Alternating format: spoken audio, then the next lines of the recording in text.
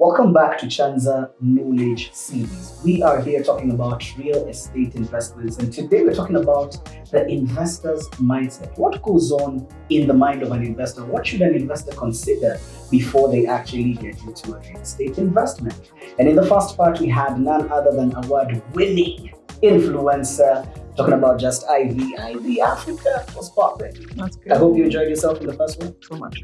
Thank you. And in the second one, we just decided to bring in a professional outlook to take us through this conversation. And I'm talking about none other than Wendy, all the way from Byron, Kenya. Wendy, karibu. Thanks, Israel, and just Ivy Africa. Yes.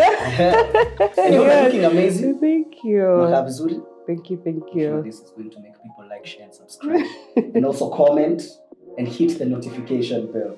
So Wendy, just to get into the conversation, just a little bit, please tell us a little bit about yourself and what you do at Byron, Kenya. And also just tell us a little bit about Byron, Kenya. Okay, great. So Byron, Kenya is a property marketplace that connects both buyers and landlords to tenants and sellers. So essentially, we're the medium in between real estate transactions, and our clients are the agents who list with us, the developers such as Chanza Lifestyle who get business insights from us, and of course the property seekers who are looking for property every day in the market. So we're a medium for all the real estate stakeholders. We've been doing this for over a decade. So a lot of data has been collected. So we are also a point of business intelligence in the market right now. For myself, I've been practicing for about 10 years now, and specifically sales and business development around real estate. And yeah, it's been an amazing journey, always transforming, but I'm happy that we've gotten to where we are. So Byron, Kenya, purely a marketplace, and I'm there as the head of business development. Yeah. One of the things that I've noticed is that today is an all-female, or rather, I'm having ladies only on my set. So do you think the tide is shifting when it comes to real estate investments? Are there more ladies who are getting into it? Yes, I definitely have seen a spike. And of course, you go back to the olden days where chamas were, the means to invest into real estate for women. Yeah. Right now, we have SACCOs, we have forums such as Women in Real Estate, WIRE. So there's more workshops, there's more being done to ensure that we propel women ownership in the market. Yeah. And I think there's also a different angle we bring to development as women. Of course, there's some spaces that men don't really consider, or some things they don't really consider. So having a woman's voice in terms of development and property and real estate as a whole is so important. Yeah. In the first part in my conversation with Ivy, we really talked and delved in about the importance of having knowledge, having insights and data way before investing in real estate. So from your perspective as an expert, what do you think are some of those things that are well understood by investors who want to invest in real estate? And what do you think are some of those things that are completely misunderstood? Well, I think it's not basically misunderstanding. It's more of availability of information, which has really changed over the last 10 years. There was a boom, I'm sure everyone remembers there was a boom in real estate after 2010 where it just spiked. Properties value was increasing over 400-500% in a year. However, this is now saturating. It's starting to normalize. So in terms of the information, it is now there. There's books being written by the likes of Robin Emerson, who are actually teaching people how to invest, how to look at development as a whole, and how to build. So it's transforming, it's evolving, but that information was not necessarily there prior to the boom. So we're looking at a more enlightened market who are actually asking the right questions, like you asked, return on investment. We never used to think about these things before then. So we're asking the right questions. So you're seeing a very enlightened market in terms of buyers and more informed in regards to development when we're talking about building. I have a question for Wendy. When do I know I'm ready to own a home? I don't think there's ever a point where it's just like starting a business. You'll never be ready, but I think you can always start taking the steps to ensure that you're enlightened in regards to the different ways you can invest into real estate, because they are real estate investments that are not so expensive and like rent to own. That's a new investment that only requires rental payments, So doing the actual research and actually finding out what's in the market and what you can, there's something for everyone. That's what I always say. So it's about doing the research so that you're able to find out the right property or the right way to go in terms of investment. Yeah. I hope that's Like being here. yes, This is research. yeah, watching this, that's already a step you've taken. Yeah. So there's never gonna be a time where like, okay, now I'm ready, because it's a journey. It's not that you only pick one property and invest in. Make it a journey in terms of a long-term investment, portfolio you're building, interactions you're having with different properties, different real estate interactions. So that's the only way I would say is the best way to do it. Instead of just looking at it as I'm buying one piece of land and that's it. Look at it as a long-term, like stocks or bonds. This is a long-term investment. Yeah. So talk about, I think risk management, risk mitigation, risk appetite is actually quite a thing. Now, I know for you, as someone who's got such a diverse real estate portfolio, how did you approach the risk tolerance when you were investing in real estate? I don't have a diverse real estate portfolio. Yeah. In fact, that is one of like the smallest percentages of my portfolio. I have a generalized diverse portfolio. When it comes to risk, my appetite is my appetite. So whether I'm investing in real estate or whatever, I know I have a medium to high risk tolerance, which is why I can afford to put certain thousands of dollars in a corporate bond, and if that corporate dies, I'm okay. So I don't think my risk tolerance is skewed to real estate or particular investment.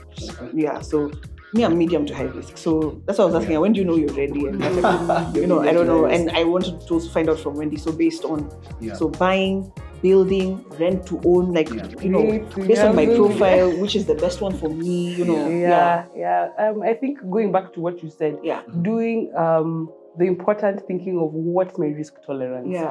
Do I want instant returns where I'm now investing into an off-plan for looking for high risk, high return? Or am I willing to wait for 10 years collecting rent? That's I'm not really. I'm not even about 10 years. Quick. It's not even about quick. Okay. It's the fact that I'm about to over 35. Yeah. So I'm my age. I don't have the time. I don't have the time. To go start knocking for rent. I can't, man. I can't wait for 10 years for rent. You have a group with all your tenants. I'm like, oh God. How can I get that rent today or tomorrow? At least next year. Give me 2 years. Well, I think there's been amazing developments in the market. Looking at fractional ownership now being headed by Alpha Block rates, which are now Mivida is introducing a new rate into the market that will essentially give access into low risk investment. So you'll see the market starting to meet those needs because there is demand. Home ownership needs to be changed in Kenya.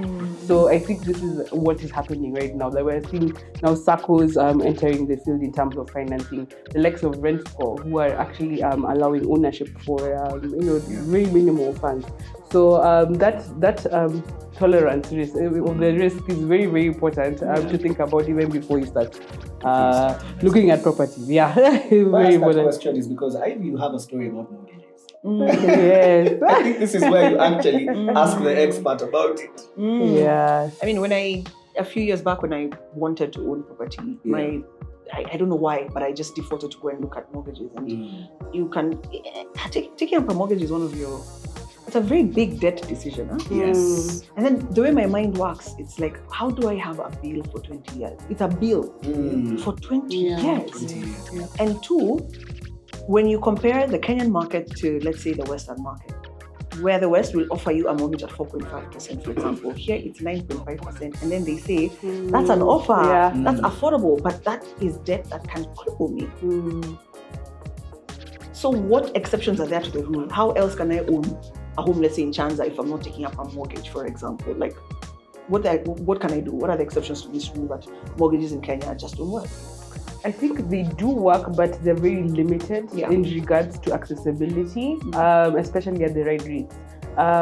What you're seeing in the European American market is that they have such easy access to financing, especially when they're buying. You're talking of the likes of 5%, 4% in terms of the monthly bill you're talking about. And then the return on investment is also higher because your margins in terms of acquiring are much lower. So the market is still shifting. We're doing about 30,000 mortgages in the market right now, being headed by specific banks.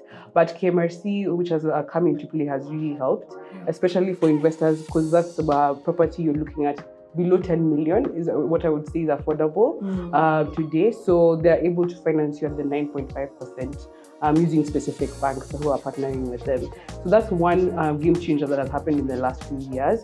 And then you're also looking at the likes of Rent Score, at the likes of these mini circles that are also providing this funding. And then there's also rent to own. There's different schemes that are being put together to allow you to have smaller bills. I think the fear of not being able to pay that bill at the end of the month is what turns people away from mortgages. Especially, for someone like me whose income is not regular. Entrepreneurs, There's a month I can make a lot, and there's a month I can make absolutely zero. Yes. But you've said something that has caught my eye, piqued my interest. Caught my eye. What about it? Rent to own. Yes. Please tell me more about rent to own. Yes, it's an emerging field. It's really, really growing right now because purchase power has dropped. People are not able to buy property as easily as before.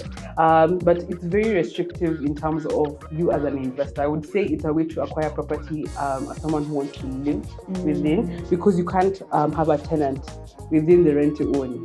You can't sell it later on as a property. You have to be the tenant. It's for you. It's basically similar to the affordable housing concept being run by the government. You can't buy more than one house at any given time.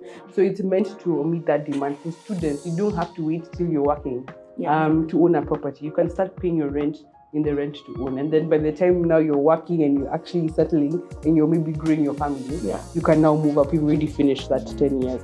So it's a good concept in regards to monthly payments, rental payments that are now used to offset the selling price. But still new, so I would say do a lot of due diligence before you enter into such a transaction. Also in terms of the developer, where are they funding themselves if these are clean 15 years that they are collecting only rent. So what's happening there. So you also need to understand the structure of where they're getting their funding and what benefits it has in the long run, and what restrictions you have, penalties.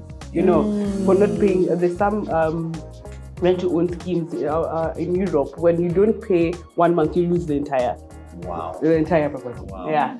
And just that month, you couldn't. That month. Maybe you're moving jobs or something happened. Maybe something an emergency.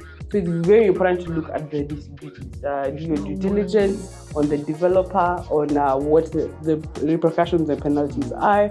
That way, you're able to set up yourself for success. Yeah. So an emerging trend in the market is the new development, or rather the new focus investment on developing satellite towns. Yeah. Could you just tell us a little bit about that? So satellite towns have been an engine in the making over the last 10-15 years. So what happened is that we have a large number of people moving into Nairobi. The middle class is really, really growing. And the capacity to take up financing to purchase property has also increased. In 2001, we're looking at 70% of the market being single dwelling homes. Now it's 60% that are apartments. It's basically shifted in the last 20-30 years. So you're looking at a high number of people coming into Nairobi. They now have access to money. They do not want to buy the big properties in Karen etc. They're able to afford what is in Rongai, what is in Athi River, Gong. So essentially buying property was not so hard anymore. It used to be previously meant for the wealthy. Now we have accessibility to all. And then two, you're also having the same people looking for property to rent. There's a high number of people who are also moving here to work. But they cannot afford living in Kilimani or Westlands, you see. So it's an engine basically feeding itself, which is why you're seeing more property being built and more property being rented. There's never to rent or to let on the gate for too long because there's only someone to take it up. So that engine is now working to increase, and you're seeing returns of up to 15%, in the satellite towns right now. Prices are going up, very significantly. It's fantastic for investment right now. So Chanza, lifestyle being one of them in Rongai. Just look at the rental yields they're promising. It's fantastic. Yeah. Ivy, would you now invest in a satellite town? Yeah. Satellite property investment? I have so many questions. I have so many questions. Yeah. Like the way you kept saying, for example, check the developer, check the developer, check the developer. Yeah. What am I supposed to check? Yeah. So, like before I go to Chanza, so what am I supposed to check? Yeah. After you've checked yourself first. Yeah. In terms of Yeah. That's number one. Yes. But in regards to the actual purchasing of the property, number one is due diligence, ensuring that you've done this formally, and actually taking out time to do the research, talk to different parties, lawyers, previous buyers, etc. The second step, I think, would be to use professionals, leverage on professionals. Real estate has become a cutthroat industry right now. Everyone is trying to cut corners. Of course, more players in the business. So shortcuts are there. So I usually advise to use professionals, from your agent all the way to your lawyer to the person who manages your unit. So always have a professional to leverage on in terms of expertise. Yes. And then 3 is also to know in terms of time frames. You've done your research. Do not stop once you buy the property. Always stay updated in regards to the market trends, so that you're able to move into the most affordable or the most the highest investment at that given time. Rongai wasn't as popular as it is right now, 10 years ago. If you didn't do the research, then you're probably missing out on what that investment is today. So it's important to continuously enable yourself to understand the market trends as an investor. Remember, this is a long-term investment. Don't think of it as a one-time. So due diligence, spend money there. Spend money. It's 30,000. It's the foundation of the home. Yeah, it's like basically self-introspection. Yeah. Can you imagine buying into stocks and you haven't shared how it's performing? You know, it's very important. So I think that's where we do a lot of cost cutting, unfortunately. But I would say if you do it the right way, then you will enjoy your real estate experience. I think a lot of people have a negative experience. So I think this is the best way to ensure that you enjoy that investment. It's long term, that you don't have any repercussions. And it's basically a shock absorber, that you did a shock absorber to what's ahead. So Chanza Lifestyle has this property development called MIN Residences in Rongai, which is one of the biggest and one of the newest property developments that's coming up. So just tell us a little bit about investment, specifically in the satellite town of Rongai. How do you foresee the return on investment in this particular area? So Rongai has been an eye-opener, I think, for all developers. It's really, really growing. You're seeing very new entrants that have already come into the market, which tells you that it's going to be a high-demand area over time. So there was a very big growth in population. In 2009, we're looking at around 40,000 residents. In 2019, that was really up to 190,000 residents in Rongai alone. Damn. From 40,000 in less than 10 years. 4 times. I was just comparing the census numbers. So by the time we hit 2029, we'll be talking about 290 mark or 250 mark, which is what Nairobi was when we started. Nairobi city, it was 290,000 residents in Nairobi in 1960. So it's really growing. There's high demand. What you're looking at in Rongai is accessibility. Most people who are coming to work in Nairobi need the access in terms of CBT, amenities, schools. Look at all the universities in Rongai. You're talking MMU, you're talking Catholic. There's so many amenities in the area, which is what is causing a huge demand in housing. So I left the demand for housing this year is an additional 6,000 units in Rongai alone. So and currently the government is struggling with the 200,000 units. So it's very telling. So in terms of the yield, you've also seen it spike. Rental yield is between 8 and 15% in Rongai, depending on what type of unit you invest in. So that's a really, really credible numbers for investment, because that means at the end of the project, or maybe if you buy into Chanza Lifestyle or into MIN right now, you can make a capital appreciation of about 12% by the time it's completed. So that means your investment has grown. So Rongai is an eye-opener in terms of real estate right now. I would say most of the people who I know who have invested in the area are very happy, and it's long-term. It's not just starting, it's long-term. It's going to be there for the next 5, 10, 15 years. And then you can shift. It's very important to stay informed. Where is the market shifting to? And now you can shift to Chanza Lifestyle's new development, because MIN is just one of them. Ivy, you talk to so many investors. I love your platform, by the way. Big up to your platform one more time, everybody. Yeah. Appreciate her for how hard. Amazing work, good. Amazing work. Yeah. What do you think is the sentiment out there with real estate investment? I mean, honestly, the people who got in early, because even hearing when you talk about Rongai, I'm like, should have gotten in 2000. The people who got in early Others are like, are pretty happy. 1963. Yeah. So the people I know who got in early and got into the right spaces early are actually pretty happy. Yeah. But then there's now the younger budding investor who would be like, why am I spending all that money, all that time to gain 8% in 8, 9, 10 years? And I even remember speaking to some young people who are like, real estate is not sexy.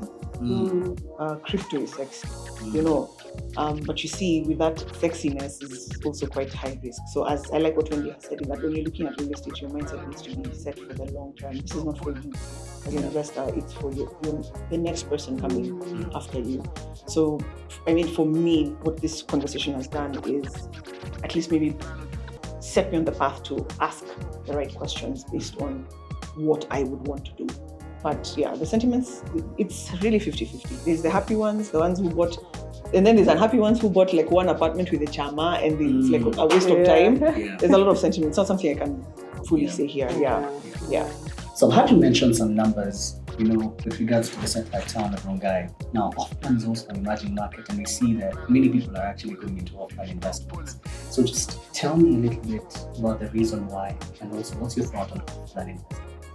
Yeah, so Offplan is taking over the market right now. I think going back to the risk tolerance conversation, it's for investors who are looking for high returns at the quickest, of course, time possible. So Offplan involves buying the property before the structure is actually complete.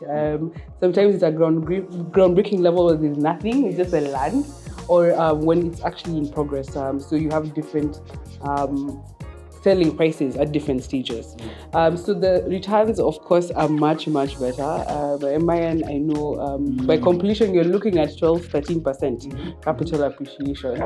So that tells you the type of investment it is. It's high risk, but the rewards are fantastic. Maybe you can advise what's 13% in the market right now in terms of investment as a whole, financially. Is the bonds market, I think money market is what?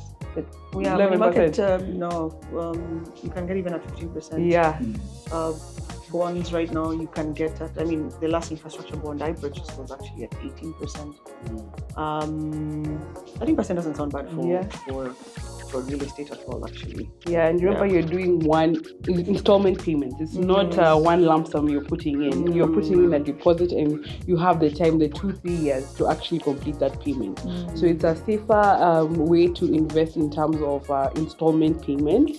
And then the returns are much, much better in comparison to, let's say, buying it at the end and now keeping it for rent in the next 10 years. Yeah. Going back to the 8%. You talked about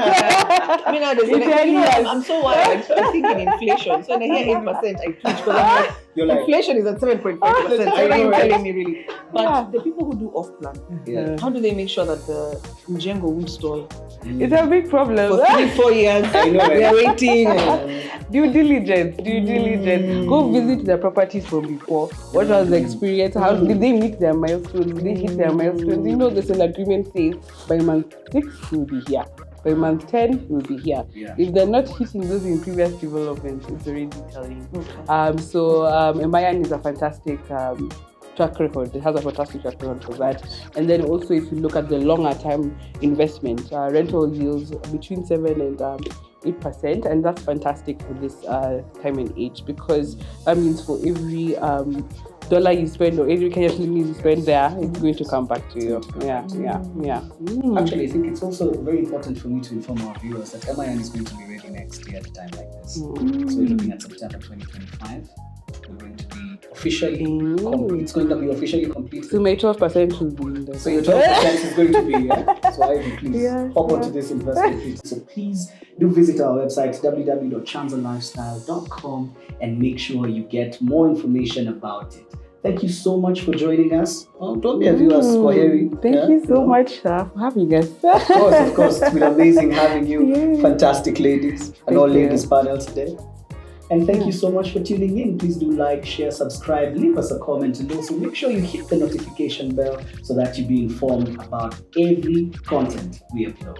We'll see you in the next one. Stop pulling.